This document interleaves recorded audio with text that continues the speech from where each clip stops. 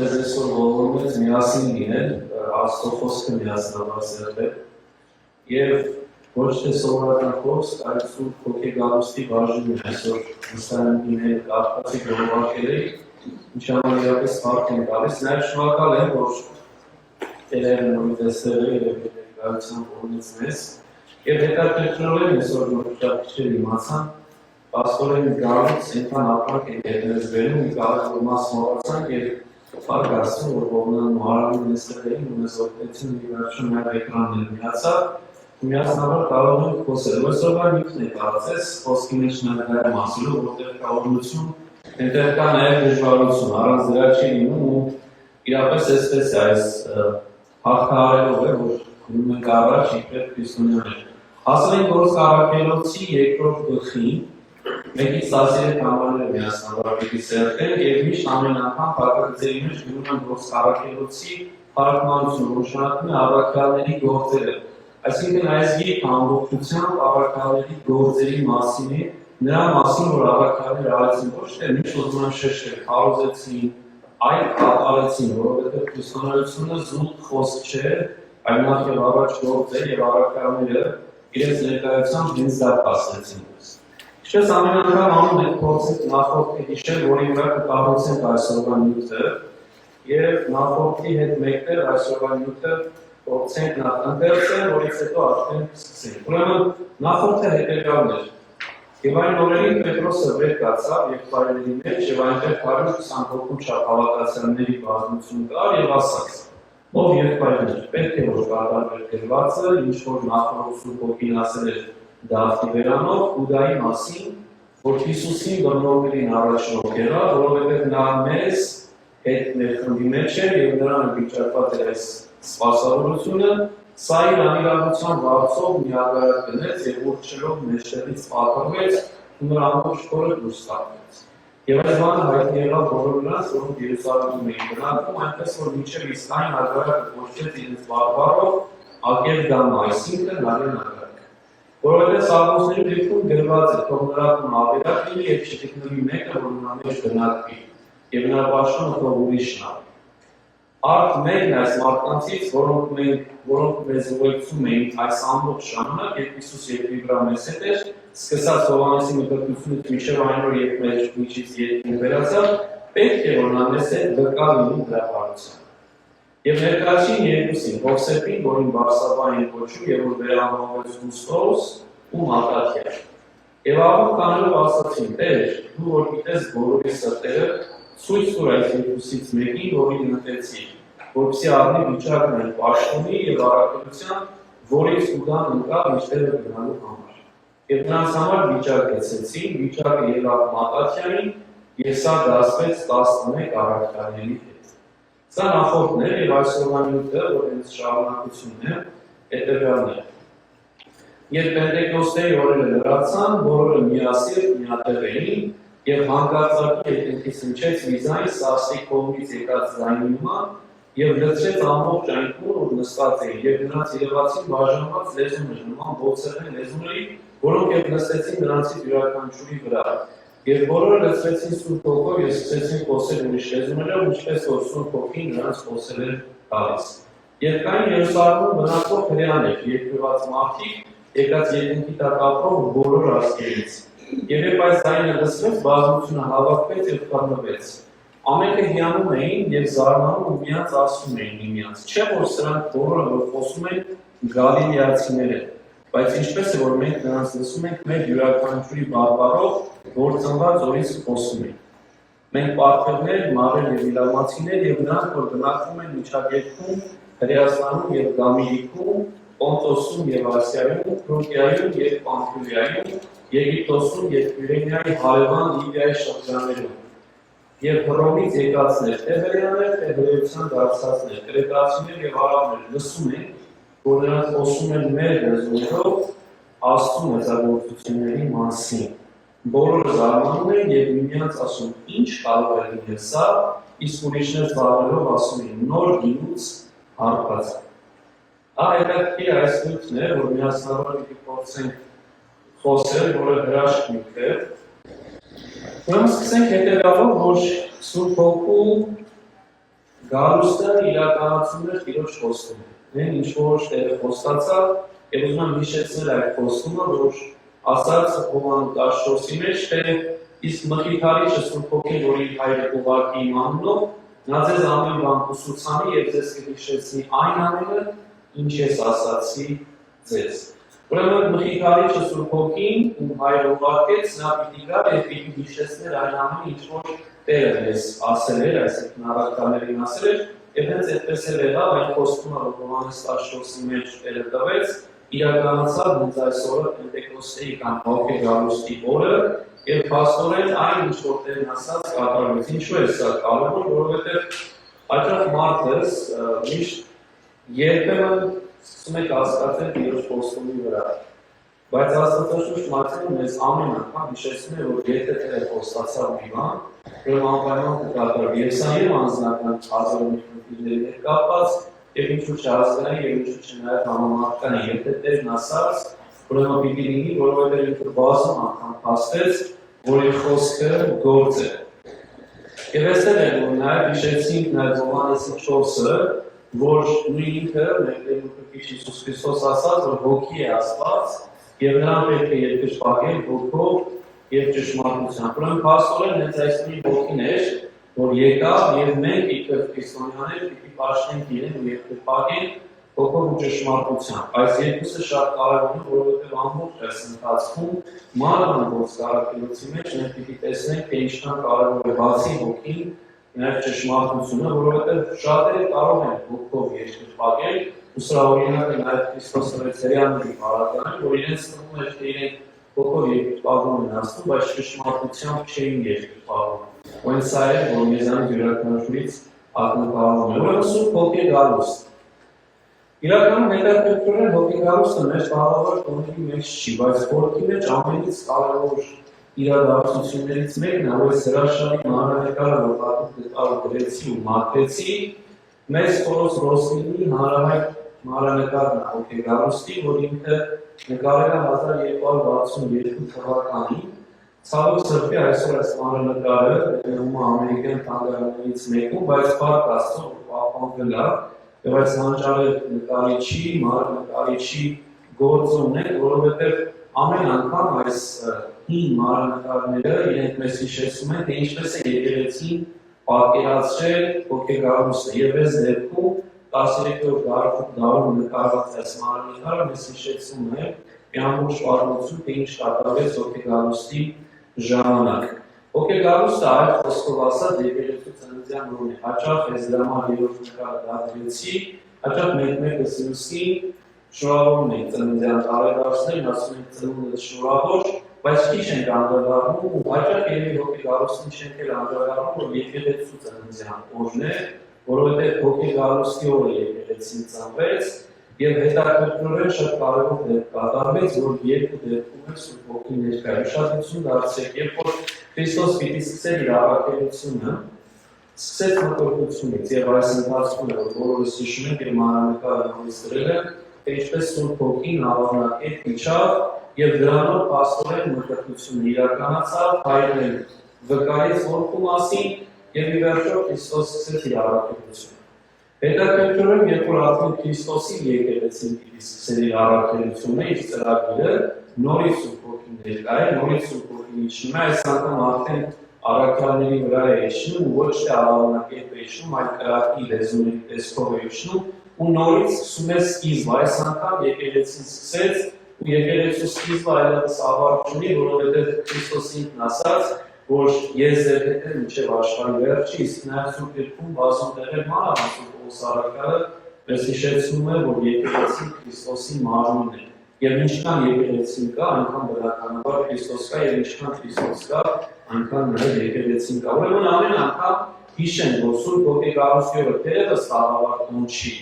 բայց շատ կարևոր բան է, որովհետև նա Սուրբ Հոգու գալուստը մեր վրա է, պիտի խոսենք այս մասին, կարևոր է դա եւ երկրորդը, որ եկեղեցին, որին մենք սիրում ենք, այս դեպքում հայ-առաքելական մեր Սուրբ եկեղեցին ծնվեց եւ բոլոր առաքելային եկեղեցիները ծնվեցին Հոգի գալուստի օրը։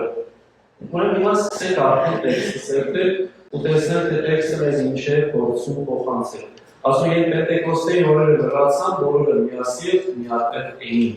Պենտեկոստե հունարենը նշանակում է 50-րդ օր։ Այս դրա համար մենք կոչում ենք նաև հոգեգարուս 50 օրերը երբ որ լրացան, բոլորը միասին միատեղ էին։ Միասին ընդգծել են, որովհետև արևելահայերը թարգմանությունը սխալ թարգմանություն ա դրել միասին, գրական շատ ավելի ճիշտ թարգմանություն է միաբան, այսինքն մեկ միտք ունեցող, մեկ խոսք ունեցող մարդիկ են, որոնք նույն միտքն ու խոսքն ունեն, եւ բոլորը միատեղ էին, եւ սա շատ կարևոր հանգամանք է, որովհետև եթե մի տեղ, որը կոնկրետ կարող է այստեղ լինել, մարդիկ միաբան եւ միատեղ չեն, սա չի կարող եկեղեցին համարվել։ Եկեղեցին կհամարվի այն դեպքում կամ կսկսի այն դեպքում, երբ որ բոլորը եւ բառը շատ կարևոր է, բոլորը միաբան են եւ միատեղ են։ Եվ ինչու է սա կարևոր եւ ինչի 50-րդ օրը եղավ, ու ոչ ասենք համբարձման օրը, երբ որ Քրիստոս համբարձվեց, գիտենք որ դա կատարվեց 40-րդ օրը, որովհետեւ դեռ 12-ը չէին լրացել։ Որովհետև Հուդան գնացել է եւ Հուդայի տեղը պետք է լրացվել։ Ահա թե ինչու Պետրոս առաքյալը այս քայլը կատարեց, Հուդայի փոխարեն տեղը Մատթեոսին ցույց տվեց, Մատթեոսն դարձավ 12-րդ առաքյալ, ամբողջ այս 12-ը լրացավ, որը խորհրդանշական թիվ է, որից հետո նաև եկավ Սուրբ Հոգին։ Եվ եթե կհիշեք, ես նախորդ անգամ ասացի, ինտերակտիվ մի կերողոսնս իրաններին ասում, Քրիստոսի նմանեցնելով Հովհաննես 11-ի մեջ իբր ցերեկ, իսկ 12 առաքյալները ցերեկվա 12 ժամերը, որոնք ամեն մեկի հերթին պիտի լույս տային, որպեսզի վկային Տիրոջ լույսը։ Ահա թե ինչու այդ 12-ը պիտի ամբողջանար, որից հետո արդեն Սուրբ Հոգին պիտի գար եւ հիմներ եկեղեցին։ Եվ այստեղ նաև շատ կարևոր է, որ եկեղեցին հիմնում է ոչ թե հենց այնպես, այլ նախորդ տեքստում ես հատուկ կարդացի, այն ժամանակ հիմնվեց, երբ մարդիկ աղոթքի եւ ծոմապահության մեջ են։ Բացի այն, որ միաբան էին եւ միատեղ էին, նաև աղոթքի ու ծոմապահության մեջ եւ այս մասին է ասում Սուրբ Հովհան Ոսկերյանը մեծ այրապետը, որ երբ որ ժողովուրդը կապ չունի թե ինչքան աղոթքի ու ծոմապահության մեջ են, միաբան եւ միատեղ են, այդտեղ է որ Սուրբ Հոգին ներկա է, այդտեղ է որ հոգեգարուստ է կատարում, ոչ թե կոնկրետ այս հոգեգարուստը, այլ ընդհանրապես հոգու ներկայությունը մեր կյանքում։ Հոգեգարուստի կամ Պենտեկոստի երկու բացատրություն կա, որ գալիս է 5 դարից։ Առաջի բացատրությունը հետևյալն է, որոնք հրեաները շատ էին կարևորում, որ փաստորեն Պասեքը երբ եղավ, կհիշեք, երբ որ Գառնուկին մոտեցին հրեաները դեռ Եգիպտոսում, որից հետո փախան Կարմիր ծովով անցան, այդ ամբողջ ճանապարհը մինչև Սինա գալը եւ Աստծո 10 պատվիրաններ տալը 50 օր տևեց։ 50-րդ օրը Պասեքից հետո մինչև 10 պատվիրաններ տալը Աստված Մովսեսին տվեց 5 դրական, 5 ուխտար, խոսքով օրենք։ Եվ հետաքրքրին ասում են, որ նոր օրենքը կամ նոր դրականը տրվեց նորից 50 օր հետո, այս անգամ իրական Պասեքի, այսինքն Զավթից հետո 50 օր հետո արդեն տրվեց նոր օրենքը։ Եվ ասում են, եթե 5 օրենքը Աստված քարի վրա գրեց ու տվեց Մովսեսին, նոր օրենքը կամ նոր դրականը, նոր ուխտը ավելի ճիշտ բառով օգտագործեն, գրվեց մարդկանց սրտերի վրա։ Ահա թե ինչու Սուրբ Հոգու ներկայությունը շատ ավելի կարևոր էր, քան 5 ուխտը, ու դրա համար էր, որ միշտ ու միշտ եկեղեցու հայրերը ման անգամ Սուրբ Պողոս առաքյալը Աստվածաշունչի մեջ պիտի կարևորի նորը ասելով, որ 5 ընդամենը շողքներ նորի, իսկ նոր ինքնին արդեն իրականությունն է։ Երկրորդ իմաստով էր Պենտեկոստը, որ երբ ավելի կարևոր էր կամ այն ժամանակ հետո նաև հասկացան, որ ինքը այս գաղափարը, որ ընդհանրապես ինքը առաջին անդրանիկ հնձի տոնն էր։ Երբ որ հունձքը կատարվում էր, առաջի այդ անդրանիկ հունձքը դա հիշում էր եւ նաեւ այդ տոնը կոչվում էր նաեւ շաբաթների տոն։ Եվ հետաքրքրորեն այս միտքը վերցնելով Սուրբ Հովհան Ոսկերյանն ասում է, իրականում աստվածապատական չի, որ 50-րդ օր այս հնձքի տոնը հոգեգարուստը դարձավ ու հիշեցնում ունես Հովհաննես Շորսի Տիրոջ խոսքերը, որ ասում է բարձրացրեք ձեր աչքերը եւ տեսեք արտերը, որ սպիտակեր են եւ հասել հնձի համար, եւ ով հնձում է բարձր ստանում եւ հավիտենական կյանքի համար պտուղ է կուտակում։ Եվ ասում է փաստորեն այն ինչ որ Տերն ասում է, որ հիմա բարձրացնենք մեր աչքերը ու տեսնենք, որ հունձը հասել է եւ պետք է հնձվորներ կա, այդ հնձվորները, որոնք առաքյալներն էին, եկան 50-րդ օրը եւ փաստորեն ոչ թե պարզ ծորենը սկսեցին հնձել, այսեցին հնձել մարդկանց այլ խոսքով իրենց տանել դեպի հավիտենական շտեղարանները, որը Աստծո արքայության խորհրդանիշն է։ Եվ այս միաբանության մասին խոսելով վերջի նյութը գրեցի, որ փաստորեն առաջի եկեղեցին միաբան էր, միատեղ էր, ու դրա համար սա շատ կարևոր է, բայց արդյոք հիմա մենք ունենք այս միաբանությունը։ Մենք արդյոք իբրև ընտանիք, իբրև ազգ, իբրև չգիտեմ, ժողովուրդ այս միաբանությունը կարող ունենանք, թե ոչ։ Եթե չէ, մենք փաստորեն դուրս է գալիս, որ այս ամենը անիմաստ է դառնում։ Ինչ է այդ չի լինում։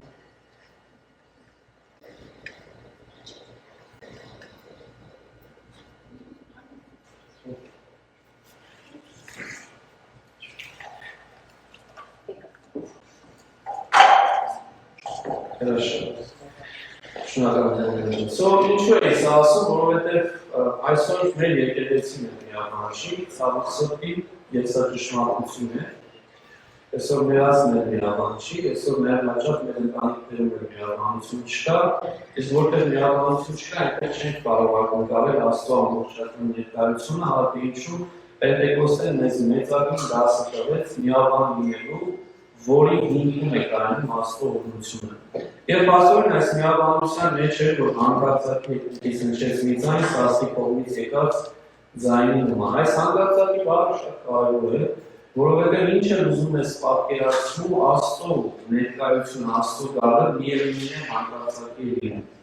Նույնիսկ երկրորդ գալուստը Աստված հանկարծակի է անում։ Այսինքն, այնպես չլինի, որ մարդը որ ուժ անում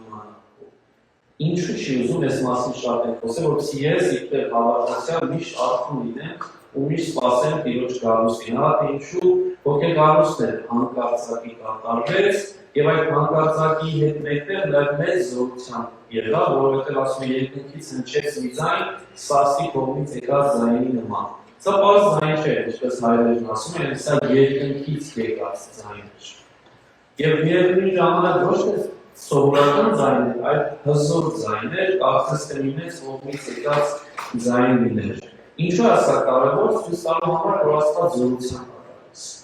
Եվ Աստծո զորությունը մենք բոլորս նկատում ենք մեր կյանքում։ Ինչպես սա նկատվեց եկեղեցու կյանքում, այնպես էլ նաև նկատվում է մեր կյանքում։ Եվ ինչպես է սա նկատվում, որովհետև երբ որ աստիճանաբար սկսում ես Աստծո բարությունը, Սուրբ Հոգու տաճար դառնալ, ուզում ես Աստծո զորությունը, ուզում ես Աստծո ներկայությունը քո կյանքում, եւ ի վերջո սա սովորական ներկայություն չի, սա զորեղ ներկայություն է, հզոր ներկայություն է, ինչ որ մենք նաև տեսանք հոգեգալուստի ժամանակ։ Եվ միայն չեկավ, այլ վերցրեց ամբողջությունը ու նստած է։ Այստեղ հետաքրքիր մի միտք կա, որ հայերեն ասում են, որ կարող էր գալ ու ինչ-որ ոմանց, չէ՞ որ 120 հոգի էին այնտեղ ներկա, որ վերցեցին, ոմանց վրա նստեին, անգամ 12 առաքյալի վրա նստեին, բայց ասում ամբողջությունը նստեց Սուրբ Հոգին։ Բոլոր նրանց, ովքեր որ նստած սպասում էին Սուրբ Հոգուն։ Եվ սա շատ կարևոր է, որ անդրադառնանք, որ Աստված զատորոշում չդրեց առաքյալների կամ տղամարդկանց ու կանանց միջև, այլ բոլորին տվեց այդ մեծագույն շնորհը, այդ Սուրբ Հոգին։ Եվ նույնիսկ Սուրբ Պողոս Մոսկվերյան ասում է, նույնիսկ այն անձինք, ովքեր որ ակնկալում էին 12-րդ առաքյալը դառնալու, ցավոք սրտի չդարձան, հիմա ուրախացան ու հասկացան, որ դա այդքան էլ կարևոր չէ, որտեղ իրենք է, քանի որ վերջնական մեջ էին, իրենք էլ ստացան այն նույն Սուրբ Հոգին, ինչ որ ստացան 12 առաքյալները։ Ու փաստորեն այստեղ նորից գալիս ենք այն մտքին, որ կապ չունի, թե մեզանից յուրաքանչյուրը ինչ հոգևոր վիճակում ասի։ Երկար տարիների արդեն ճանաչողություն ունի հավատքի, թե հենց նոր առաջին անգամ է գալիս այստեղ եկեղեցի կամ Սուրբերային սերտողության, ինչ է լինի բարական, եթե ճիշտ վայրում է, եթե վերնականն է, որը աշխարհը մատուր է կոչում է, աշխարհի առաջին մատուրը, ուրեմն ճիշտ տեղն է, որովհետև հենց այստեղ է, որ Աստծո ներկայությունը մեզ փոխելու է, մեզ լուսավորելու է եւ մեզ դարձնելու է Սուրբ Հոգու տաճարը։ Եվ ինչ եղավ, բացի այդ ձայնից, ասում են նրանց ելացին բաժանված լեզուներ։ Այստեղ երրորդ վարդապետ Գևրացին, որը հրաշալի մեկնություն ունի Արաքելոցի արդեն մի քանի անգամ այս մասին խոսել են, ամեն անգամ ընթերցելու զմայրում է մեր մեծ վարդապետի իմաստության վրա, որ գեղեցկորեն կարողացել է հայրերի հավաքագրի առանց կոմպյուտերի եւ այլն եւ անշուշտ նաեւ իր ներդրումն մեկնության մեջ ասում է քամի զորություն է խորհրդանշում, իսկ կրակը առաքություն ասում է պատահական չի, որ զորության կամ զգացումը եղավ եւ միևնույն ժամանակ կրակը, որ հասկանանք, որ Աստված եւ զորությունը եւ միևնույն ժամանակ առատություն է։ Եվ այստեղ չնայած ասում են բաժանված բառը, տեսեք ասում երևացին բաժանված լեզուներ, բայց այս բաժանումը ասում է եկեղեցու հայրերը միավորելու համար է։ Եվ սա է շատ կարևոր, երբեմն մենք չենք անդրադառնում, որ այս բաժանված լեզուների հիմքը նույն ինքը Սուրբ Հոգին է, եւ այս երբ որ վերադառնում ենք դեպի ակումբը, հասկանում ենք, որ ի վերջո այս լեզուները իրականում իրենք միավորելու համար էին, ինչի մասին մի քիչ հետո նաև պիտի խոսեմ։ Եվ ասում են նման ոցել են լեզուների, որոնք եւ նստեցին դրանցից յուրաքանչյուրի վրա։ Լուկասը շատ զուշ է լեզվի մեջ։ Ընդհանրապես մենք խոսել ենք, որ Լուկասի հունարեն տեքստը բացառիկ տեքստ է, որովհետև ամենադժվար տեքստն է, բայց միևնույն ժամանակ ամենաներկան ինքը հրաշալիորեն պիտի հունարեն լեզու։ Երբ խոսքի մեջ ասել է ժամանակի հունարել էի սրտում այստեղ, վերջի ամենադժվար տեքստերը Լուկասի տեքստերն էին, որ տալիս էին, որ թարգմանեն։ Ինչու, որովհետև ինքը անում է մի բառի վրա ուշադրություն է դարձնում լեզվական առումով, եւ պատահական չի, որ եւ քամին եւ կրակը չի ասում կրակին կրակ է կամ քամի։ Ասում է կրակի նման է կամ կրակի լեզուների նման է կամ քամի նման։ Ովսի մարդկանց մեջ մանավանդ պետնասական շրջանում այն սխալ տպավորությունը չլիներ, որ Աստված կրակ է կամ Աստված քամի է։ Որովհետև Աստված անբացատրելի է, ինչ-որ բանի նման է, նույնիսկ մտածության ժամանակ ասում ահավանու նման է, բայց չի ասում ահավանի է։ Այսինքն որոշակի պատկերացում կարող ենք կազմել Աստծու մասին, բայց միևնույն է այդ պատկերացում ամբողջական պատկերացում չի։ Իսկ ինչու կրակ։ Ու հետաքրքիր է այս մասին մի քանի մտքեր կան, որ ուզում եմ խոսել, նախ եւ առաջ հետաքրքրորեն կրակն ասում է մի բան, որ ներքի փշերն է այրում։ Եվ մեզանից յուրաքանչյուր ունի փշեր, որոնք մեզ շատ են նեղացնում, ծաղկում են անդադար, եւ դրանք չեն կարողանում ենք հաղթահարել, հաղթահարող Սուրբ Հոգին է, երբ որ կողմում ենք Աստված մեր կյանք մտնի, եւ ինքը վառում է այդ ներքի փշերը եւ ի վերջո ոչնչացնում է։ Եվ դրա համար նաև այստեղ հետաքրքիր մի միտք կար, որ Հովհաննես Մկրտիչը արդեն իսկ Լուկաս 3-ի մեջ ասում էր, որ Հիսուս պիտի մկրտի ձեզ Սուրբ Հոգով եւ կրակով։ Եվ փաստորեն այս մեկնությունը կամ այս մարգարեությունը ավելի շուրջ իրականացավ հենց այս իրականության մեջ, երբ որ Հիսուս եկավ ու կրակով եւ հոգով մկրտեց մեզ եւ դրանով մեզ փոխեց, բայց լեզվի կրակ գաղափարը նաև բացասական ձևով է ուշադրություն դարձել։ Մենք ժամանակին առաջնորդան միասին Հակոբոսի փոխն էինք սերտում եւ կհիշեք երրորդ գլխի մեջ շատ հայտնի հատված կա, որ Հակոբոսը լեզվի մասին է խոսում բացասական առումով, ասում է այդ անիրավալ, անպիտանը, որ ասում է կրակի լեզուների նման այլում է ամեն ինչ, զուշ է լեզվից։ Այս դեպքում երկու համադրություն պիտի անենք։ Սուրբ Հոգուի եւ կրակի լեզուները մեզ մաքրում են, մեզ սրբացում են եւ մեզ առիթ են տալիս փառաբանելու Աստծուն։ Բայց բամբասանքի լեզուն, որից Հակոբոսը նմանեցնում է կրակի, սա այլում ու ոչնչացում է։ Որովհետև երկու ձևի կրակ կա, հայերեն ասում են։ Մեկը մաքրող կրակն է, ինչի մասին Քրիստոս ինքն է խոսում, ասելով, որ եթե ոսկես քեզ կզտի կմաքրի Աստված։ Եվ մեկը ոչնչացող կրակն է։ Աստված բերում է այդ մաքրող կրակը, չայրող կրակը, դրա համար վերջում դրելու եմ մեր հայտնի շարական հավաքելու աղավը եւ հենց այնտեղ այդ բառերը մեր մեծ սուրբը Մովսես Խորելացին ասում չայրող կրակն է Սուրբ Հոգին որ եկավ, որը որ չի ոչնչացնում, հակառակ ինքը մաքրում է մեզ բոլորս։ Իսկ լեզուն ինչու լեզուն, ինչ առավելություն ունի լեզուն։ Լեզուն մի բան է, որ նաեւ մեծ օրություն է, մենք բոլորս ունենք լեզուն, երևի չենք անդրադառնում դրա առավելություն, բայց երբեմն մեզանից հեռու անշուշտ բայց շատ հարազատներ ու ծանոթում, երբ որ մարդկանց հետ են շփվում, ովքեր չեն կարողանում խոսել, հասկանում թե ինչքան ողջունված են, որ մարդիկ վերանոր չեն կարողանում ձեռքերով են բացատրում իրենց, եւ դրանից բացի տեսնում են, որ ամբողջ կենտրոնական աշխարհը, ինչ որ Աստված ստեղծել է, չունի մարդկային լեզուն։ Այո, թերևս ինչ որ ձեր հաղորդակցություն կա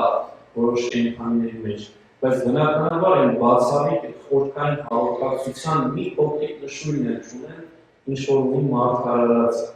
Եվ դրա համար շատ կարևոր է, որ գնահատենք այն, ինչ որ Աստված մեզ տվել այս լեզուն, եւ ինչպես Հակոբոս առաքյալն է ասում, օգտագործենք Աստծո փառքի համար,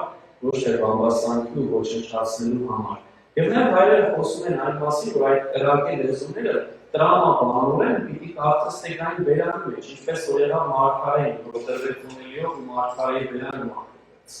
Բայց այս դեպքում ասմանիչան գլուխներին և մանրանկարն են տեսան, որ գլուխների վրա է։ Եվ ասում պա ինչու էպես, և բացատրությունը հետևյալն են տալիս, որ ինքը օրհնություն ասում, Հոգու օրհնությունը մեր գլխին է իջնում, և նմանեցնում են սարին, լեռան, որ ասում երբ որ ձյունը կա, աստիճանաբար այդ ձյունը երբ որ կառնում է ամբողջ իր օրհնությունը տարածում է սարի վրա, և նույնն էլ ասում է Սուրբ Հոգին է, գլխից է գալիս, որովհետև մարդու կարևորագույն միտքը օրգան գլուխն է, որը որ նաև լույսի է նմանեցնում կանտրի, որ պիտի լուսավորվի Աստծո։ Եվ նաև դրանից բացի հետաքրքիր միտք են ասում, որ ասում է սա նաև եղավ ձեռնադրություն։ Սուրբ Հոգին ձեռնադրեց առաքյալներին, որովհետև այսօր է մինչև օրս 2000 տարի հետո, երբ որ ձեռնադրություն է կատարվում կամ սարքավորքի կամ իզուլքում արդեն քահանայի ձեռք է դրվում գլխին, ուրիշ ոչ այդտեղ։ Եվ սա նույն այս վիճակն է, որ Սուրբ Հոգին ձեռնադրեց առաքյալներին և դրանով իրենք դարձան իր ընտրյալները։ Եվ ասում և բոլորը լցվեցին Սուրբ Հոգով և սկսեցին խոսել ուրիշ լեզուներով, ինչպես որ Սուրբ Հոգին նրանց խոսել էր տալիս։ Ուշադրություն դարձրեցիք ինչ կատարվեց, որ Աստված օգտագործեց մարդկանց գայարանները։ Նա սկզբից լսեցին, որից հետո իրենք տեսան կրակի լեզուները, որից հետո իրանց վրա զգացին Աստծո ներկայությունը և որից հետո սկսեցին խոսել։ Փաստորեն Աստված օգտագործում է մարդու բոլոր զգայարանները և պատահական չի, որ դրոշմի ժամանակ, Սուրբ դրոշմի ժամանակ մենք հենց այս նույն զգայարաններն ենք օծում Սուրբ Հոգու ներկայությամբ, որովհետև օծվում ես և փոխվում ես։ Ու դրա համար ինչ է լինում, մարդը գիտակցություն պիտի ունենա, որ եթե արդեն քրիստոնյա, եթե դրոշմված, օծված է, այլևս իր շուրթերից չպիտի պղծություն դուրս գա, իր աչքերից չպիտի գա դայտակություն, կամ նման բաներ, ձեռքեր, ոտքեր, սիրտ, այս ամբողջը պիտի փոխվի, հենց այս նույն իմաստն է, որ Սուրբ Հոգին մեզ տալիս է, որ արդեն մտածության ժամանակ մենք ունենում ենք։ Եվ հետաքրքիր ասում լցվեցին Սուրբ Հոգով, ոչ թե ստացան Սուրբ Հոգին, այլ լցվեցին, ամբողջությամբ լցվեցին։ Ամբողջ Խոսք առաքելոցի մեջ երևի թե 10 անգամից ավել կտեսնենք այս բառը, լցվեցին Սուրբ Հոգով։ Իր այդ խոսքով մեզանից յուրաքանչյուրը անոթ է։ Եվ այդ անոթը պիտի լցվի։ Եվ երկու ձև են լցվում, կամ լույսով, կամ խավարով, կամ աստծով, կամ չարով։ Ուշադրություն դարձրեք, հետաքրքիր է, վերջում ասում են սրան գինովցած են նոր գինով, այսինքն գինին է լցվել իրենց մեջ։ Կամ չգիտեմ, այսօր ալկոհոլից բացի թմրամոլությունն է լցվել, կամ Սուրբ գրային եթե բաղադրեն դրան դերևն է լցվել, մտել։ Դրա փոխարեն կա Աստծո ներկայությունը, Աստված է, Սուրբ Հոգով է լցվել, լույսով է լցվել, բարությամբ է լցվել, զորությամբ է լցվել։ Այդ ինչու մարդը այս ընտրությունը պիտի կատարի։ Եթե Աստծո չես լցվում, եթե ջանք չես թափում, որ Աստծո լցվես, իսկ առաքյալներն ու 120 հոգին միասին ջանք էին թափում, մաղթ էին անում, ձոմ էին պահում, միասին էին իրար հետ էին։ Սուրբ Հոգով եթե չես լցվել, ուրիշ բանով ես լցվել, աշխարհով ես լցվել, շարությամբ ես լցվել, ի վերջո դատարկությամբ ես լցվել, որովհետև եթե Աստված ներկայացնում դատարկություն կա, իսկ որտեղ դատարկություն կա, այնտեղ ոչ մի բան չես կարող ունենալ։ Եվ հետաքրքրորեն նաև հայրերը այս կրակի տեսքից բացի Սուրբ Հոգին նմանեցնում են ջրի։ Եվ սա Սուրբ գրային է, որովհետև Հովհաննես 7-րդ գլխի մեջ մենք ընթերցում ենք, թե ինչպես Քրիստոս ասաց, որ Սուրբ Հոգի ընդունողները իրենց մեջից կենդանի գետերի աղբյուրներ պիտի փոխեցնեն, որովհետև Սուրբ Հոգին այդպիսին է։ Եվ այստեղ նաև հենց այս միտքը կա, որ ուզում եմ վերջում խոսելու, որ Սուրբ Հոգու ներկայությամբ որ մարդ մենք կարող է ողջ մնալ, կանաչ մնալ, դալար։ Ի վերջո նայում ենք բնության մեջ, այս վերջերս մանավանդ շոկեր ընկել, փոքրիկ պարտեզ ունեն, գիտենք, որ շատերս ներկա են եղել, մեր հավաքներին դան, ինչքան ուզում է, եթե չես ջրում, եթե ջուրը բավարար չի, կենդանությունի վերջը չորանում ու մահանում, նույնն էլ մարդն է։ Սուրբ Հոգու ներկայությունը կենդանի ջուրը։ Եթե ինքը ներկա չի ներկայանում, եթե գնալով քշանում ամերիկան, ասենք 10 դոլար շորանալու ու ի վերջո նաև փոխելու ենք մեր կենդանությունը։ Եվ փաստորեն սա է, որ ասում է լցվեցին Սուրբ Հոգով եւ սկսեցին խոսել այնպես, ինչպես որ Սուրբ Հոգին էր նրանց խոսել տալիս։ Սա է շատ կարևոր հանգամանք։ Իրենք չխոսեցին։ Այլ խոսեցին այնպես, ինչպես Սուրբ Հոգին էր իրենց խոսել տալիս։ Այդ խոսքով թողեցին իրենց կամքը, որ չլինի այլ Աստծո կամքը։ Սա է շատ կարևոր հանգամանք, որովհետեւ հաճախ մենք ուզում ենք մենք խոսել։ Ին հոգի խոսալուց Եղել է դեպքեր, որ ես պատրաստել եմ հավնույթից, որ գամ խոսեմ ու ինձանից շատ գոհ եմ եղել, որ օքեյ, բավական ժամանակ գրեցի, բայց չի ստացվել խոսքս։ Ու զարմացել եմ, բայց չէ՞ որ լավ պատրաստել ես։ Ու եղել է դեպք, որ ոչ այնքան լավ պատրաստել, տարբեր բաներ եմ եղել, չեմ հասցրել, բայց Աստծո ողորմությամբ ասել եմ դեր դու առաջնորդիր։ Եվ այնքան գեղեցիկ է ստացվել, այնքան շատ ավելի լավ է ստացվել։ Այդքանով իմանալով այդ բաներս միևնույն է ու մարդ կարարած է, որից իր վրա է աշխատաճակ հույսը դնում, մինչդեռ Աստված անդադար մեզ հիշեցնում է, որ ինչքան էլ անես մարդու սահմանափակ ես, հույսը դին վրավի ու կտեսնես, եթե թույլ տաս, որ ես քո միջոցով խոսեմ, ոչ թե դու խոսես քո մտքով, շատ ավելի գեղեցիկ ու լավ կլինի, ու հենց սա է, որ Սուրբ Հոգին մեզ ուզում էր նաև ներկայացնել ու ցուցանել։ Եվ այստեղ երկու շարքություն դարձեցի, որ շատ հստակ նմանություն կա Բաբելոնի աշտարակի եւ Հոգեգարոսի միջեւ ինչ է այս նմանությունը։ Բաբելոնի աշտարակի ժամանակ լեզուները բաժանվեցին։ Մեկ լեզու էր, ժողովուրդը խոսում էր մեկ լեզվով, բայց մի շատ բան էր պատահում, այնքան հպարտացան ծննդոց 12-20-ում, որ որոշեցին Աստծուն հասնել մի աշտարակ կառուցել։ Եվ փաստորեն ցրվեց ամբողջ լեզուները երկրորդ ցրվեցին, ժողովուրդները ինքնին ցրվեց։ Եվ հայերեն ասում են, որ այդ գոռոզության պատճառով որ ցրվեց, այդ անվարտավանության, որ մարդը ուզեց Աստծուն նմանվել կամ հասնել ու ցրվեց ամեն ինչ, եկեղեցին խոնարհությամբ հետադարձել։ Եվ նույն լեզուներն են, այս անգամ այդ լեզուներով որ խոսում են, կարծես թե տարբեր լեզուներ են, բայց նույն ինքն է, նույն ոգին է։ Այն ոգին, ինչ որ Բաբելոնը կորցրեց, Հոգեգարոսը վերադարձնում է։ Եվ հետաքրքրել ասում այդ ամեն ինչի մեջ ոչ թե եսասիրությունն էր, որովհետև մարդը այնքան իրեն սիրեց, ու այնքան կարևոր էր, որ ասեց պիտի Աստծուն հասնի, այլ աստվածասիրությունն էր, որը առաքյալների մեծագույն օրինակն էր, ինքնազոհությամբ Աստծուն սիրել ու Աստծուն նվիրվել ու դրա հետ նաև նվիրվել դիմացին եւ երկու կարևոր պատվիրաններ կատարել սիրիչ քո Տեր Աստծուն ամբողջ հոգով մտքով վերությամբ եւ սիրիչ քո ընկերոջ ինչպես բանձը այս երկուսի դեպքում որ ինչ որ ցրեց Բաբելոնը եկեղեցին վերականգնում է նույնը մեր կյանքում է ժողովուրդ մեր կյանքում եւ Բաբելոնը կա եւ եկեղեցին կա երբ որ սկսում ենք եսակենտրոն ապրել մենք միայն մեզ համար ապրել դառնում ենք այդ Բաբելոնը որ ցրում ենք մեր կողքի մեր սիրելիների հեռացնում ենք մեզանից իսկ եթե սկսում ենք իրապես եկեղեցու նման առաքելական եկեղեցու նման ապրել որ սիրենք Տիրոջ ու սիրենք դիմացին մեր անձի պես մենք տեսնենք որ մի ամբողջ ժողովուրդ է հավաքվում քո շուրջը ովքեր քեզ ովքեր հարազատ են եւ ովքեր վերջը դառնում են իրական եկեղեցին Սուրբ Գիրքը Ալեքսանդրոսի Երուսաղեմցին ասում է եթե նույն լեզվի հետ մարդկանց մտածողությունն է օտարացա բացի լեզու նաեւ մտածողությունն օտարացա Սուրբ Հոգու գարուստով այն սկսեց միավորվել եւ իրապես դա հենց այդպես էլ կա Դրա ժողովուրդ մեր լեզվի մեջ այսինքն ասում ենք լեզվա մտածողություն որովհետեւ լեզուն նաեւ մտածողությունն է եւ հոգեվոր մտածողությունը ինքնին միավորում է մարդկանց եւ դրա համար այս հոգե հարազատություն բառը շատ է օգտագործում հենց ամենակարևորն է Գևորգ Սկեպարցի վարդապետը որի նորից նշեցի գեղեցիկ մի բան ասում է աշտարակի ժամանակ լեզուների բաժանումը ցրեց մարդկությանը եւ բերեց հեթանոսություն Իսկ ասում են Հոգեգարոսի շնորհիվ ցրված ժողովուրդը միավորվեց աստվածապաշտության սիրով։ Ես երբեք չի մտածի, որ փաստորեն հեթանոսությունը ծագեց ի վերջո հենց Բաբելոնի աշտարակաշինությունից հետո, որովհետև ամեն մեկն առանձնացավ ու ամեն մեկի համար կողքեր սկսեց շինել։ Այն ժամանակ եթե իրեն խնդիրը եսնել հիմա արդեն կողքեր են, բայց Հոգեգարոսը միավորեց ժողովրդին Եվ ոչ թե ինչ-որ մի բանի շուրջ, այլ աստվածապաշտության սիրո շուրջ միավորեց, որը մեծագույն միավորող զորությունն է։ Եվ այս ընթացքում, երբ որ ողի գալուստն է կատարվում, հիմա հասկանում ենք, թե ինչի կատարվեց հենց Պենտեկոստեի օրը։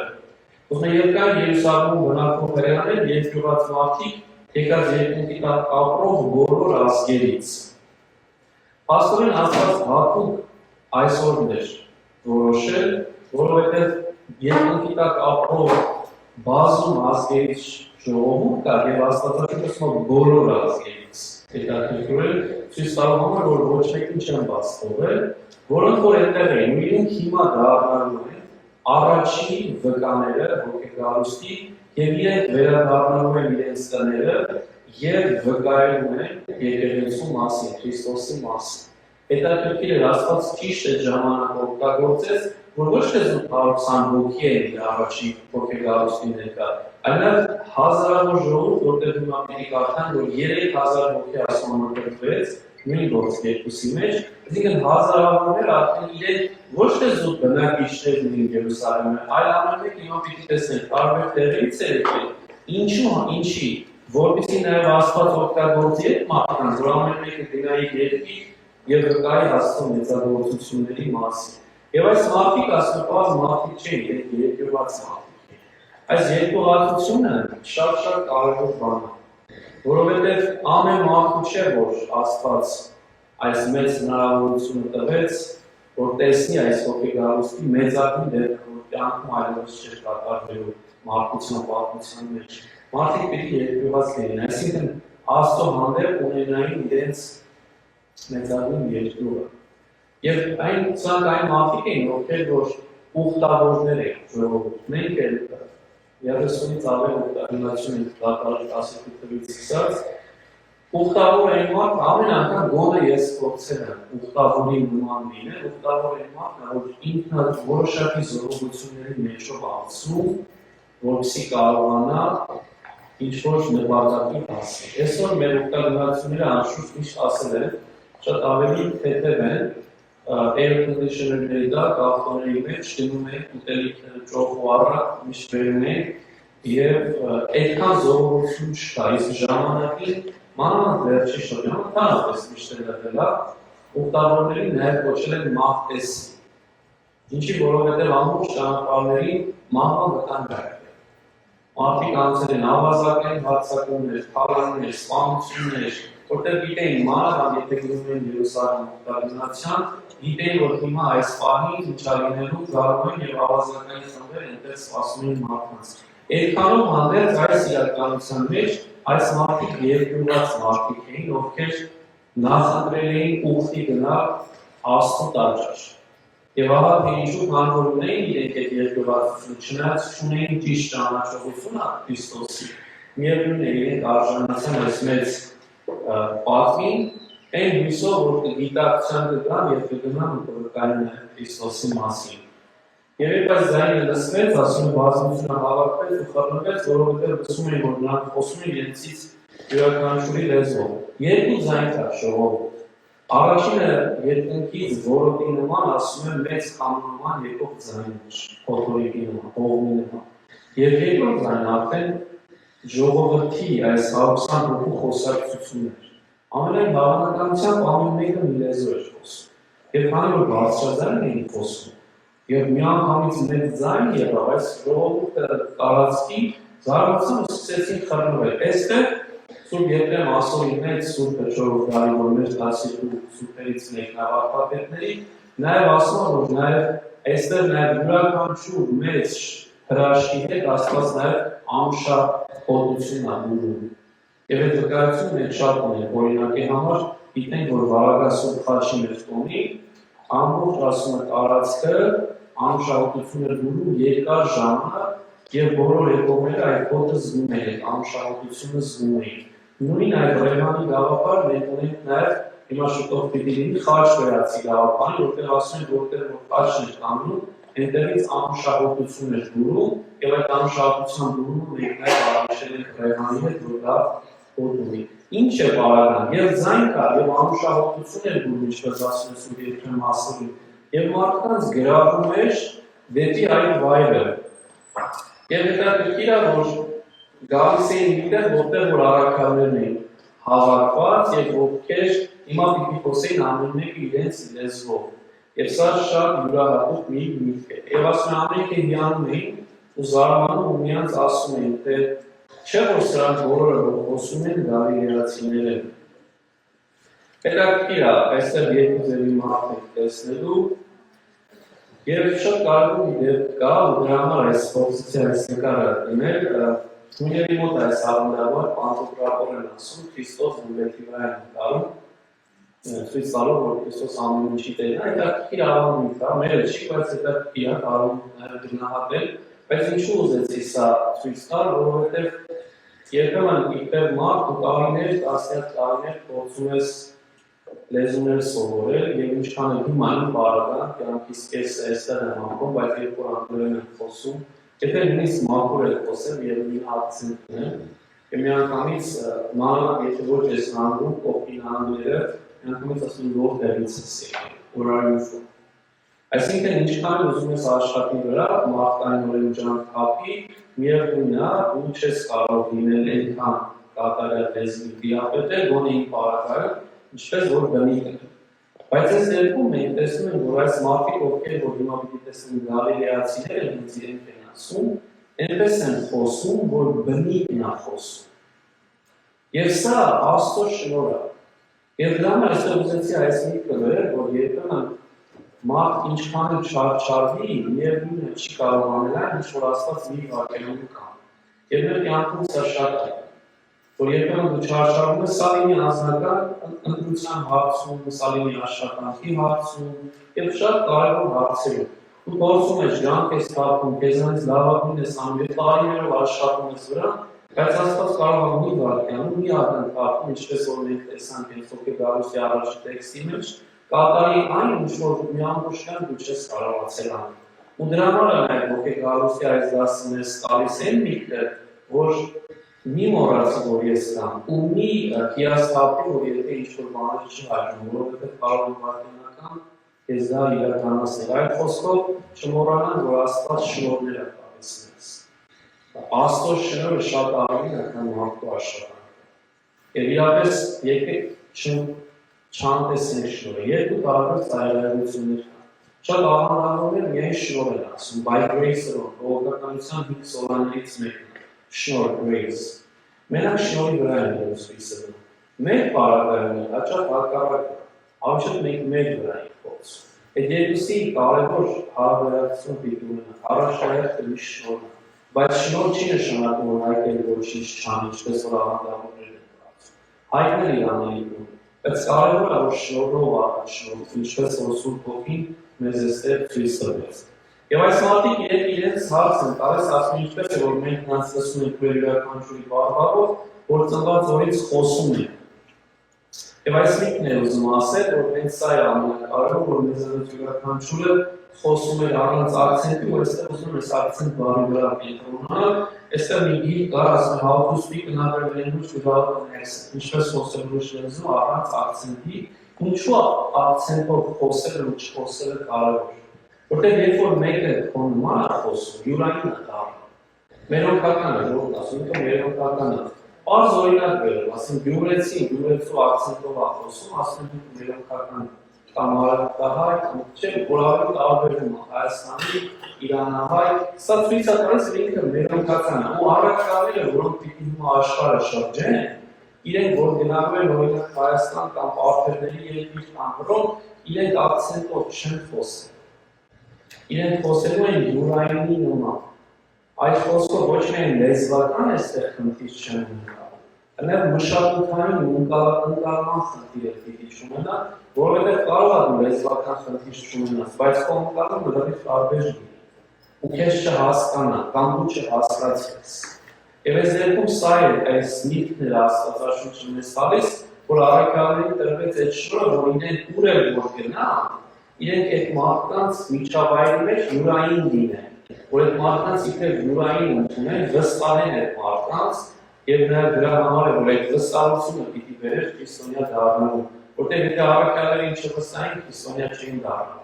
Ահա ինչու Աստված այս կարևոր հանգամանքը տվեց։ Եվ հիմա նաեւ այստեղ աշխարհագրությունն է տալիս, թե ովքեր էին այս մարդիկ, որ եկել էին տարբեր տեղերից։ Եվ նաև այստեղ քարտեզ են գրել, երկու քարտեզ են գրել, երկուսի մասին էլ կխոսեմ, ասում եմ մենք պարտքերներ, մարեր եւ իլամացիներ եւ նրանք որ բնակվում են Միջագետքում, Հրեաստանում եւ Գամիլիքում, Պոնտոսում եւ Ասիայում, Ֆրուգիայում եւ Պամֆիլիայում, Եգիպտոսում եւ Թուրինիայի հարևան Լիբիայի երկրներում, կամ շրջաններում եւ Հռոմից եկածներ։ Եթե ուշադրություն դարձնենք, հիմա մի քիչ փոքր չի երևալու, ուրեմն հարավից, հարավ-արևելքից հերթով բարձրանում առաքյալը դեպի հյուսիս, արևմուտք, Քեթոնորից հարավ։ Մինչև Եգիպտոս։ Սկսում ուրեմն փաստորեն պարտքերներ, մարեր, իլամացիներ, հետո այդպես բարձրանում մինչև Պոնտոս, Կապադոկիա, եւ ի վերջո վերջացնում մինչև հետո պիտի տեսնենք Հռոմ, բայց Հռոմից հետո մինչև Եգիպտոս։ Եվ փաստորեն մի ամբողջ շրջան է կատարում։ Ես սա շատ հետաքրքիր է, ու ավելի ուտես, որ այս շրջանի մեջ Հայաստանը չկա։ Եվ այսօր խոսում էինք Կարինեի հետ այդ միտքը, որ շատերս գիտենք, որ ինչքան էլ ինչ է լինի պարագան, ինչ պիտի անմսել,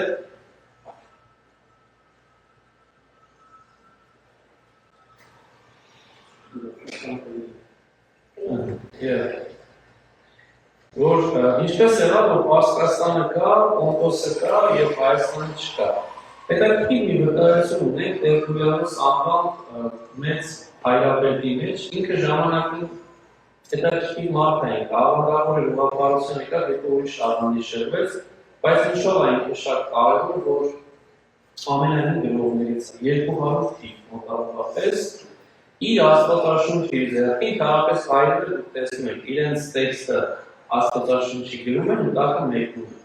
Իր տեքստի մեջ, աստվածաշունչի, որ 200 թվի տեքստը, ասում է հետևյալն է, պարտքերներ, մարեր, էլամացիներ եւ նրանք որ բնակվում են Հայաստանում, ոչ թե Հրեաստանում։ Ինչի պիտի շատերն ասում են, որ Հրեաստան չլինի։ Նա տրամաբանական չի, որովհետեւ Հրեաստանի մեջ է նախին Երուսաղեմը Հրեաստան էր։ Ինքը օտար երկրների մասին է խոսում, եւ դրա համար Հրեաստանը չի կարող նշվել։ Երկրորդը քերականորեն Հրեաստան բառը ինչպես որ դրված է, նորից սխալ է, եւ դրա համար որոշ մեկնիչներ նույնիսկ այդ բառը հանում են, ասելով որ երրորդ պարագանել անտրամաբանական, ինչի պիտի զարմանայի, որ Հրեաստանում եբրայերեն են խոսում։ Մարդիկ զարմացած են ասում։ Այսինքն այլ խոսքով դա չի կարող լինել Հրեաստան, տրամաբանորեն Հրեաստան չի կարող լինել, հիշեցնեմ ձեզ, ասում են պարտքերներ, մարեր, իլամացիներ, եւ նրանք որ բնակվում են Միջագետքում, Հրեաստանում։ Այս Հրեաստան բառը աշխարհագրորեն, եթե բարձրանում ենք, Տերտուլիանոսը ասում է, որ Հայաստան պիտի լինի, բայց ինքը ոչ թե բացատրում է, որ սա պիտի Հայաստան լինի, այլ ասում է Հայաստանը տեքստի մեջ։ Հիմա մեր ունեցած տեքստերը ամենահին տեքստը որ ունենք 4-րդ դարից է։ Տերտուլիանոսը արդեն 2-3-րդ դարի տեքստի մեջ այդպես ասում։ Դա համար որոշ մասնագետներ ասում են, որ թերևս Տերտուլիանոսի տեքստը 5 լատինական 5 տեքստներ եւ 5 լատինական տեքստի մեջ հենց այդպես է եղել է Հայաստանի փոխարեն եղել է Հայաստան հետագայում ահոր տեքստերը փոխվել են եւ այս բանավեճը կա ուղղակի ուզեցի իմանալ, բայց ուրիշ պարագայում է, այս մարդիկ ովքեր որ նշվում է, իրենք կամ հրեա են, կամ հրեության դարձած են։ Այսինքն եթե նույնիսկ Հայաստանը նշել ոչ թե հայերն են ուտել, այլ որ Հայաստանի հրեաները կամ հրեության դարձածներն են ուտել։ Այդ խոսքով ինչ է ամբողջ նպատակը, որ այդ երկրներից եկած մարդիկ պիտի գնային այլևս վկայելու Քրիստոսին իրենց երկրները տանելու։ Եվ դրա համար ասում, թե հրեաներ եւ թե հրեության դարձածներ, կրետացիներ եւ արաբներ։ Այստեղ նաեւ ուրիշ միտքեր են հայերեն ասում, ասում են ուշադրություն դարձրեք, եթե մարգարեները, որոնց շատերին հրեաները կարգոցեցին, սպանեցին, անարգեցին, ասում մենակ մի ազգի հետ էին աշխատում, որ հրեաներն են։ Եվ իրենց շատ ավելի հեշտ էր, որտեղ լեզուն են գիտեին, մշակույթն են գիտեին, ընկալումներն են գիտեին, ասում Աստված շատ ավելին է տալիս առաքյալների, որտեղ գնալու են ամբողջ աշխարհ եւ տարբեր երկրների ժողովուրդների հետ պիտի խոսեն, պիտի վկայեն, պիտի համոզեն, պիտի աղոթարանեն եւ պիտի դարձնեն Քրիստոսին։ Եվ ասում ահա թե ինչու ամեն անգամ երբ որ մենք հիշում ենք ամեն անգամ առաքյալների շատ ավելի բարձր են դնում մարգարեներից, այո ժամանակագրական առումով մարգարեներն առաքյալներից առաջ են եղել, բայց արժեքի ու ակարած գործի առումով առաքելները շատ ավելի բարձր են, որովհետև իրենք արեցին մի բան, որ երբեք չէր արվել, ու դրա համար հետո Սուրբ Պողոս ոսկերունը իր հետաքրքիր հասցնասման մի բան պատկերացրեք, այս պարզ դպրոցները պիտի գնան Աթենք, եւ Աթենքի փիլիսոփաների հետ պիտի բանավիճեն, կամ պիտի գնան Հռոմ, եւ Հռոմի մեծ իշխանավորների եւ բռնակալների հետ պիտի բանավիճեն, կամ պիտի գնան Պարսկաստան, կամ պիտի գնան Հնդկաստան, ու ասում են այս ամեն մեկը կարծես թե իրեն չունեն այդ ուժը, չունեն այդ հնարավորությունը, պարզ մարդիկ են, իսկ նրանք ամեն մեկը մասնագետ է իր բնագավառի մեջ, բայց ասում արի ու տես, որ այս մարդիկ Սուրբ Հոգով հաղթեցին բոլոր եւ փիլիսոփաներին, եւ Հռոմի ուսակալներին, եւ պարսիկներին, եւ մնացածներին, ինչու, որովհետեւ Աստված ունի իրենց սերը։ Եվ նաեւ ուրիշ բան ասում. Ուշադրություն դարձրեք, որ այս բոլոր ազգերի հետ մեկը մյուսի հետ կռիվներ ուներ։ Իրար հետ էին միշտ պատերազմում, այս բոլոր պետությունները ժամանակի ընթացքում Եգիպտոս Ասորստանի հետ միջագետ եւ այլ, Հռոմ եւ այլ, պարսիկներ, ու ասում է, երբ որ Սուրբ Հոգին եկավ, Սուրբ Հոգու միջոցով ասում, որ սկսեցին այս թշնամի պետությունները Աստծով իրար հետ միավոր, սիրով միավոր, ու հենց սա է, որտեղ ասում է, ժամանակ չէինք ասում Պարսկաստանի եկեղեցին տարբերում Հռոմի եկեղեցուց, որովհետև երկուսն նրանք պարսիկ էին, նրանք հռոմեացի էին, բայց Քրիստոսով մեկ էին։ Ասում է, ինչ որ զենքը չկարողացավ անել, սեր ու ճշմարտություն արեց։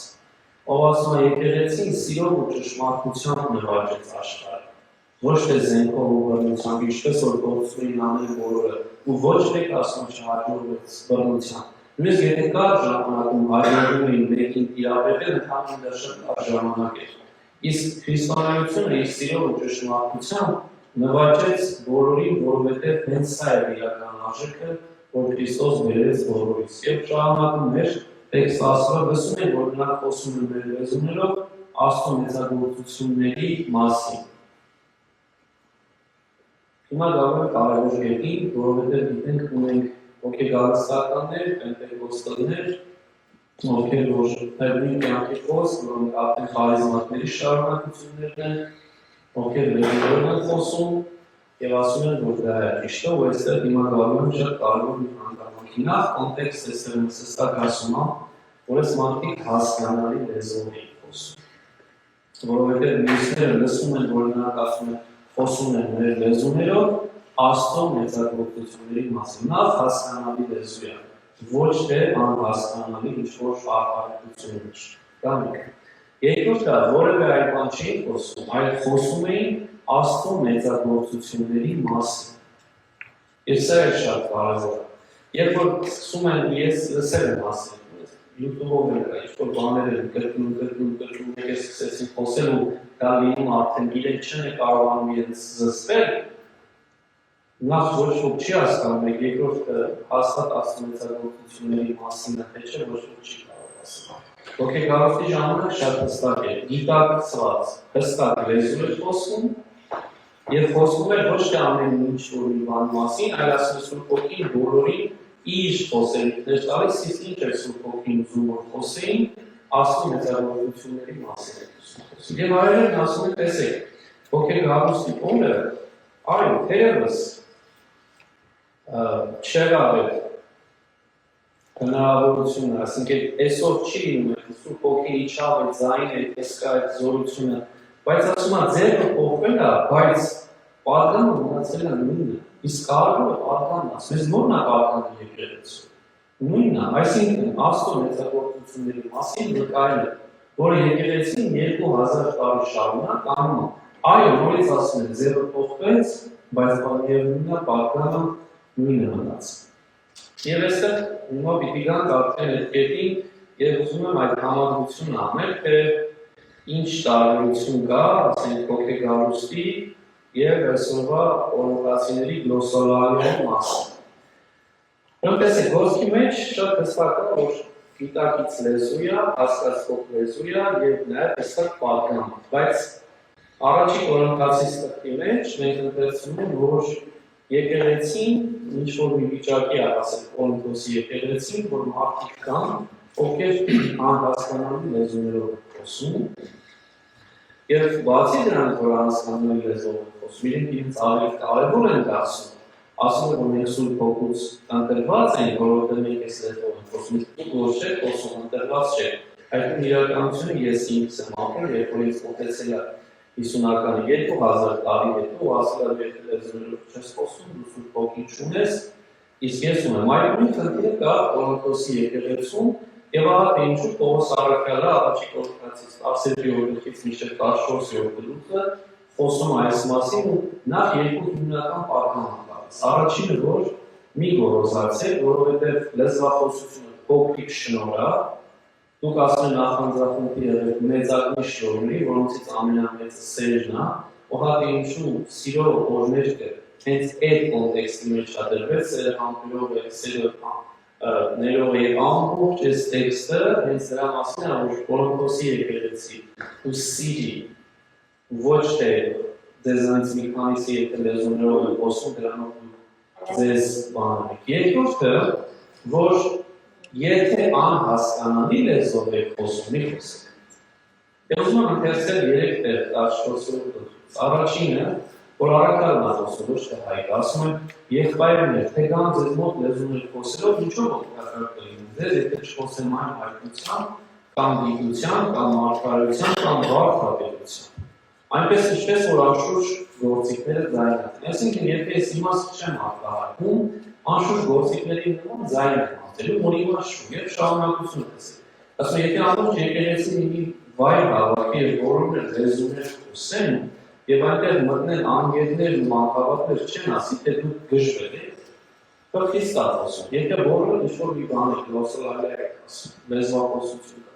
Չեն ասի, որ դուք գժվել եք ասում, ինչ եք ասում։ Եվ տեսեք, 14-20-ում ինչ ասում, թե լեզուներ են խոսում, երկու կամ ամենաշատը 3 հոգի թող մեկ խոսեն,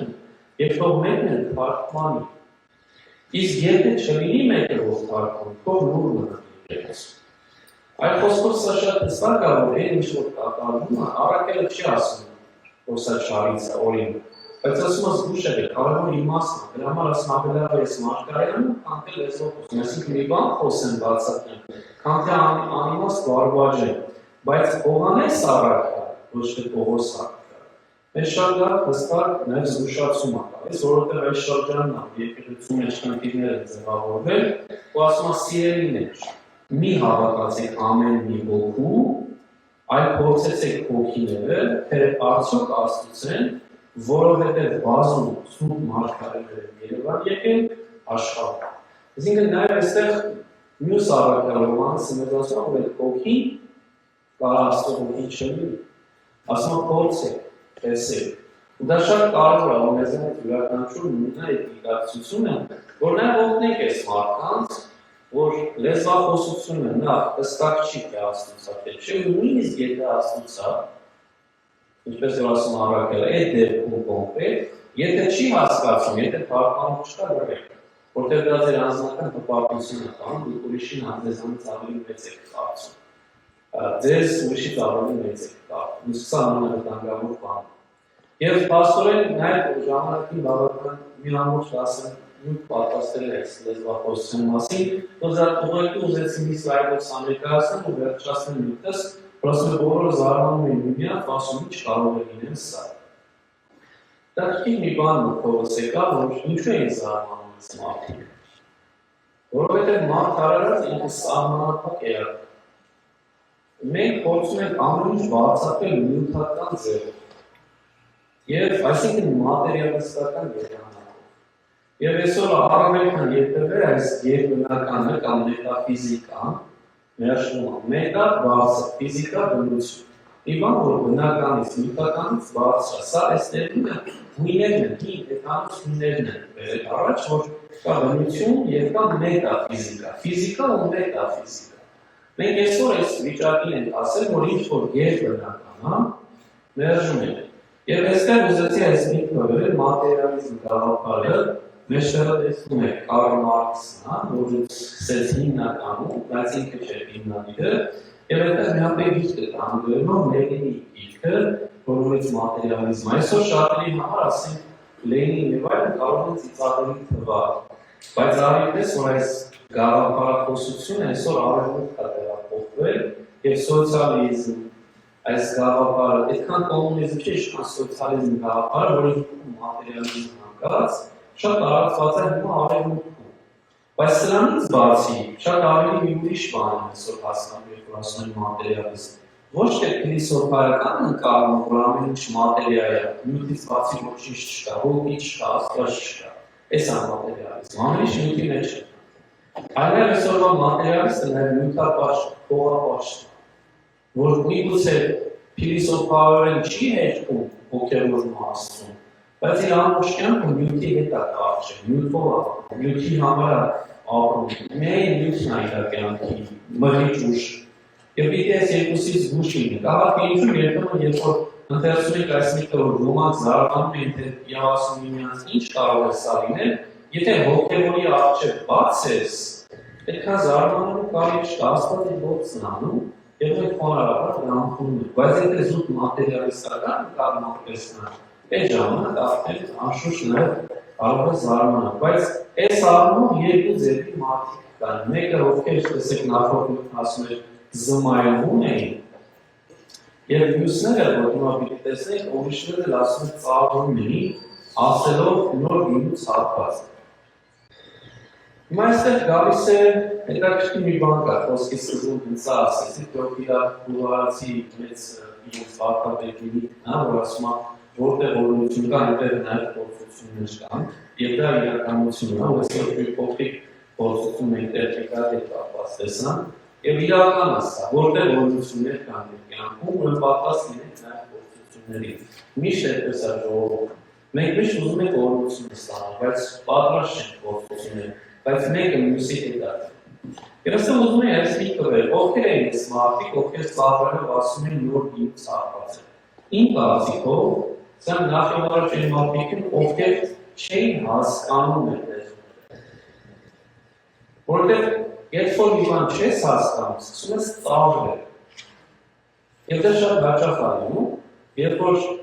մանկուց էլ գալիս բան, ինչ որ ժամանակին ասենք ես սիրում էի, գրքեր էի կարդում, տենց հետաքրքիր բան է, Գինեսի գիրք եւ այլն, երբեմն բակում եւ կայանում են կարծեմ մեծացել, խոսում էի, շատերը պատանելից չես խոսում։ Որ շատով խոսում էի, իրանք չէին հասկանում, եւ սկսում էին նաեւ ծաղրել, որովհետեւ իրանը չի սա։ Եվ հակառակն է, այնպես չի որ ես լավն է, երբ որ շատ ինձանից ավելի գրագետ երիտասարդների միգուցե ես եւ ասեի, ինչ ես խոսում, հետո նոր գասներ, որ չես հասկացել, դա չի նշանակում որ դա սխալ է, այս մարդիկ են։ Սրանք այն մարդիկ են խորհրդի մեջ, ովքեր որ այդ լեզուները չէին հասկանում։ Ավելի բնիկներն են։ Եվ իրենց համար տարօրինակ է թվում սա։ Իսկ բնիկների մեծ մասը ովքեր են, ովքեր Քրիստոսին պատժանից։ Մի քանի 10 օր առաջ էր, որ 10 չէ 50 օր առաջ էր, 52 օր առաջ էր Քրիստոսին խաչը հանեցին։ Սո այս մարդիկ են, երբ որ մարդ չի հասկանում, ինքը սկսում է ծաղրել, ու ասելով, որ վատ բանի է վերադում։ Իսկ եթե վատ բանի ես վերադում, դա ցույցակալի բան էր աշխատում։ Որտեղ երբ որ դրա համար Քրիստոս ասում է, չէ, եթե քո աչքերը խավար են, որքան ավելի քունես։ Երբ որ մարդկանց են հակաբանում են հաճախ, նախ եւ առաջ ինքներս անդրադառնան, որ մեր մեջ է, երբ որ հակաբանում են մարդկանց։ Եվ փաստորեն սա է, բայց խորքի մեջ հայերն ասում են նույնիսկ այս մարդկանց շուրթերով մարգարեություն էր կատարվում եւ ինչի նկատի ունեն։ Նոր գինի գաղափարը Քրիստոս ինքը տվեց ժողովուրդ եւ ուզում եմ հիշեցնել, երբ որ Քրիստոս ասում էր, որ եթե նոր գինի նոր տիկերի մեջ պիտի դրվեն եւ եթե նոր գինի նոր տիկերի մեջ դրվի, երկուսն կպահվեն։ Մենք սա սերտեցինք նախորդ դասերին, երբ որ Մարկոսի ավետարանն ենք սերտում 2:22-ի մեջ Էշտի շոտ ամարը 3:2:20։ Ուրեմն փաստորեն սա էր, եւ այս միտքն է, որ Բիբլը անգլիացի արտավետն ասում է 8-րդ դարի, ասում է նոր գինի գաղափարն այն ֆորկային իմաստում է, որ մարդիկ չհասկացան, քանի որ Քրիստոսն ինքն ասաց, որ նոր գինի նոր տիկերի մեջ է պետք լցնել եւ երկուսներ կպահպանվեն։ Առաքյալները նոր տիկեր դարձան, որտեղ բնակվեց Քրիստոսի նոր կտակարանը, նոր գինի։ Եվ բացորեն ասման նույնիսկ այդ մարդիկ, ովքեր եթե ծաղրում էին առարկաներին, որքի մեջ չհասկացան, որ Աստված նույնիսկ իրենց օգտագործեց, հիշեցնելու այն, որ Քրիստոս էր ասում, որ մենք պիտի դառնանք նոր տիկեր, որ կարողանանք Քրիստոսի նոր ավետարանը, նոր ուսմունքը մեր մեջ պահել։ Իսկ եթե մենք չենք դառնալու նոր տիկեր, հին տիկ մնանք, Քրիստոսի ավետարանը երբ որ գա, մեզ պիտի պայթեցնի, որովհետև մենք պատրաստ չէինք ավետարանը։ Նյութը այսքանն է, ավարտեցի, բայց ինչպես միշտ բանալի բառերի մասին է երկու խոսեմ եւ մեկ հատ էլ վերլուծում եմ։ Բանալի բառերի կարծիքով ընդհանրապես բոլոր գրողների մեջ առաջին ամենահիմնական բանալի բառը Սուրբ Հոգին է։ Ուր գնաք ամենտեղ տեսեք բազում անգամներ Սուրբ Հոգու մասին է խոսում։ Այստեղ է առաջին հիմնական բառը Սուրբ Հոգինը, նաև բնականաբար հոգեգալուստ, լռանալը, երբ որ օրերը լռացան, շատ կարևոր էր, միաբան լինելը, ձայնը լսելը, կրակի լեզուներ, ուրիշ լեզուներով խոսելը, լցվել Սուրբ Հոգով, խոսել, զարմանալ, ծաղրել։ Հետաքրքիր է, այս բառերը, որ փորձեցի նաև առանձնացնել, ցույց տալու համար, թե ինչի մասին է խոսում։ Ուզում եմ մի փոքր վերլուծում անել, որ հետևյալն որ ամբողջ նյութը նոր սկզբի մասին, որ Սուրբ Հոգին մեզ բերեց իր եկեղեցու միջոցով եւ իր օրենքը նորոգեց։ Առաքելն ասում է, քանզի մեռանք այն բանի նկատմամբ, որով բռնված ենք, որպեսզի ծառայենք Հոգու նորոգությամբ եւ ոչ թե գրվածքի հնությամբ։ Ինչ էր ասում Պողոս առաքելը Հռոմեացի 7-ում, որ 5 տակարանը գրվածքին գրությունը, նոր տակարանը Հոգու նորոգությունը։ Եվ ես օրինակ այս բանին ապրում եմ այդ նորոգության ընթացքը, փոփոխություն է կատարվելու կյանքում, բնականաբար դժվար է, բայց հավատում եմ Սուրբ Հոգով առաջնորդված, որ պիտի գնանք առաջ։ Բնականաբար շատերով դրական բացասական փոփոխություն լինի։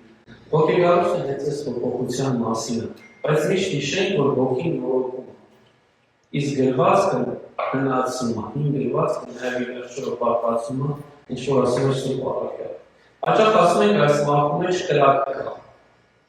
Սակայն ինչ կրակի մասին է խոսքը։ Երբեմն ասում ենք կրակի կտոր է այս մարդը։ Երկու ձևի կրակ կա։ Երանիի մարդը, որ Քրիստոսի կրակով է։ Դրա համար այստեղ առատորը 6-րդ դարի լատինացի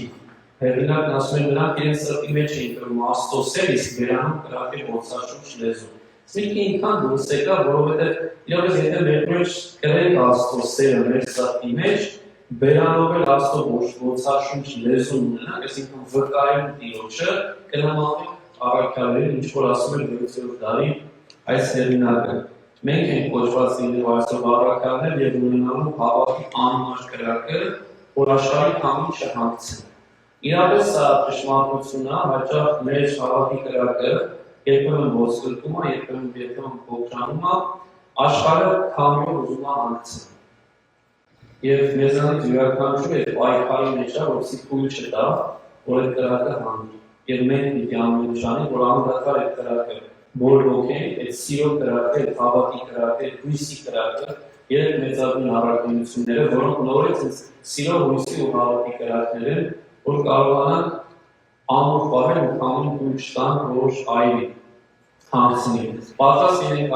այրվել Տիրոջ համար, խոսել Տիրոջը վկայելու համար։ Սա էլ Բիբլիան է ասում, երբեմն ասում է առաքյալների մեջ սա ենք տեսնում, որ իրենք այրվում են Տիրոջ համար եւ ամեն բան օգտագործում են վկայելու Տիրոջը։ Ժամանակին ես կարող եմ սա վկայել, որ իմ մոտ մի բան այդպես էր, որ պահ էի փնտրում, որ խոսեի Աստծո ավետարանից, Տիրոջից, եկեղեցուց, ուսմունքից։ Երբեմն գնահատում էին, երբեմն տեսնում են, որ մարդիկ դիպոմ էին, բայց այդ վիճակը մոտը սարեց։ Հիմա բարք Աստծո այս վիճակը կա, որ ինձ կարողանում եմ մարդկանց ներկայացան խոսել, բայց ես ինքս վկայում որ թուլացել է դրա մեջ, ժամանակին շատ ավելի նախանձախնդիր է վկայելու Տիրոջ համար, որովհետև թերևս մեջ սա այդ կրակը շատ ավելի ուժեղ է։ Ու դրա համար երբեմն ինքներս մեզ պիտի քննենք, որտեղ ենք գտնվում։ Եթե թուլացել է մեր կրակը, ուրեմն ինչու՞ չէ տեսնել դա եւ միասնաբար մեկը մյուսի համար հավաքանալով փորձենք այդ կրակը զորացնել։ Եվ այստեղ ուզում եմ միտնել դրեցի, որ կոչված ենք միավորվել Հոգով, ոչ թե միայն լեզվով։ Երբեմն լեզվով շատ ենք իրար հետ լինում, մենք միասին ենք, մի ժողովուրդ ենք, մի եկեղեցի ենք, եւ այլն, հարազատ ենք, բայց ի վերջո արդյոք դա ողբովություն է։ Տեսնում ես, որ հաճախ դա ողբի չկա, հերզուկ լեզու է, խոսքը, կենաց է, սիրում են եկեղեցին կենացներ ասել։ Եկեղեցին խոսքով միավորված չէ, առաջին եկեղեցին ոգով է միավորված։ Եվ մեզանից յուրաքանչյուր իբրև հայ եկեղեցու զավակ ունի այս պիտի ունենա այս գիտակցությունը։ Արդյոք ես մեկս մյուսի հետ ոգով եմ միավորված, թե զուտ լեզվով կամ ինչ-որ պատկանելությամբ, որ ես էլ եմ ինձ կարծում եկեղեցու անդամ, դիմացիներ եմ ինձ կարծում։ Առաջի եկեղեցին պատկանելությամբ չէր, ոգով էր, միասին ու դրա համար այդքան զորով էր։ Եվ վերջում այս միտքն եմ ուզում ասել, որ ասեցի, բայց ուզում եմ հիշեցնել, որ Սուրբ Հոգին կենդանի գետերի աղբյուրն է, որ ունենալով կարող են պահպանել ավելի տապ, ավելի շոկ։ Մարդը հաճախ փորձում է խուսափել եւ պատասխանվել տապից, շոկից, այսինքն փորձություններից, փախչել։ Միշտ Սուրբ Գիրքն ասում է Սուրբ Հոգով առատացեք, ոչ թե փախեք, որպեսզի կանաչ եւ գարակ։ Այս միտքը ես ինքս ինքնացի, որ հաճախ մարդը գոնե ես, չգիտեմ ամեն մարդ ինչպես ինքն տեսնի, երբ որ փորձություն անում, փորձում եք խուսանալ։ Եվ ուզում եմ բնության հետ սա կապել, որ օրինակի համար, որից արևի ու փոտի, մտնում եք ծառի տակ, մտածելով, որ եթե ծառի տակ եք, արևը մեզ, այսինքն փախել եք, միտեղ սպառվել եք, արևը մեզ չի արևում։ Ժամանակավորապես դա լուծում կտանց, ժամանակի համար։ Բայց խորքի մեջ դա հիմնական լուծում չի, եւ ուզում եմ այդ օրինակը բերել։ Ծառի տակի խոտերն են չորանում, եթե ջուր չկա։ Ուշ չորանա, բայց միևնույնն չորանա, որովհետեւ ջուրն է։ Նույն մարդու կյանքն է։ Երբեմն մենք մեր խնդիրները փորձում ենք լուծել փախուստով, բայց դա ժամանակավոր լուծումներ են։ Խորքի մեջ Սուրբ Հոգին այսօրվա մեզ դասը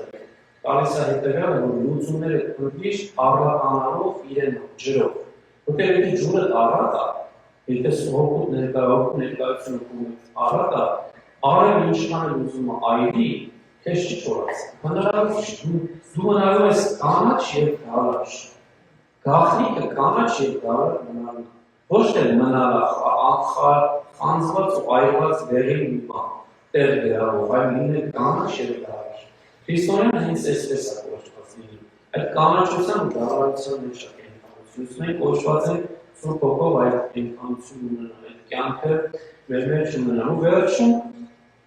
կարծում եմ մի շատ հետաքրքիր հեղինակ կա, Աստվածաշնչի 20-րդ դարի մեծակի մասնագետներից մեկն է, բողոքական, բայց նրանք լուրջ մասնագետներ են, F.F. Bruce անունով, եւ ինքը Wesleyan եկեղեցու հետևորդա, որ մեթոդիստներն են, եւ մեջ բերեց, որ Wesleyan եկեղեցի շարականը գրել Սուրբ Հոգու մասին, մի անգամից մի տակեցնող, ասի Wesleyan, Աստված Wesleyan հետ անգլիացի հեղինակ է,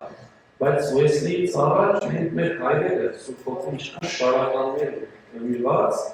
եւ ման տեսնում եք որ հանճարն է գրել Մովսես Օրենացին, Սուրբ Մովսես Օրենացին, եւ ինքնից ծանոթան ես, որովհետեւ հաճախ երբ որ ողջություն է կատարվում մկրտության ենք լինում կամ ինչ-որ բան, առաքելով աղոթումով այս շարականը մենք լսում ենք։ Հիմա առաքելով աղոթումով ուզում մի պահ երկի որ հիշեցնենք, լավտային ունեցողն ենք, որ ամեն տղա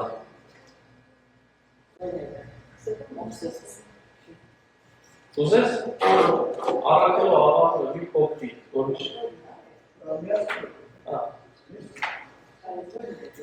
Էսը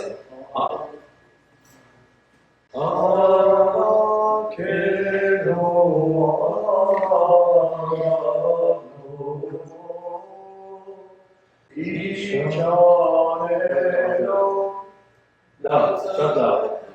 Մեծազայն հնչմապի բացած, իրմանոջու, լուսով պարոնամրազինյա ծանքիզելի զաշագես, միշտեր նստեի սուրներհա։ Շնորհակալ Սևանը շատ ավելի լավ գիտի, իրապես իր շարականը իմացիներ Ասանք ավելի իմացած ավելի պարզն է, բայց հիշեցի էս է։ Եվ ուզում եմ բարերը հասկանալ ինչ է։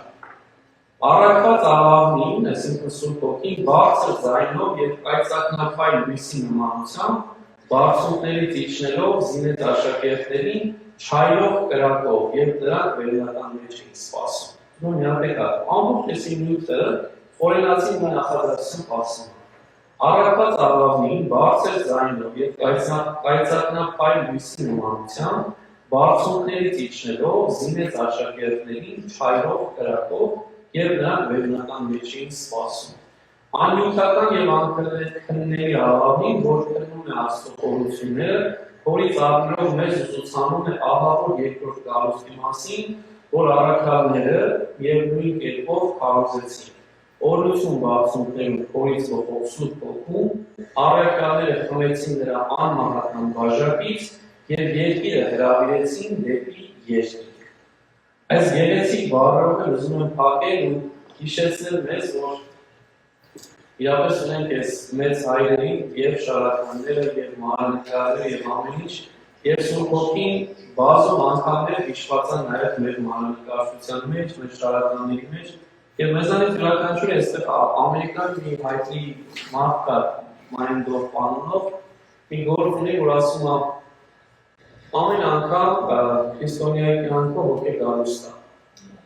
և այդպես էլ կա մեզանից յուրաքանչյուրը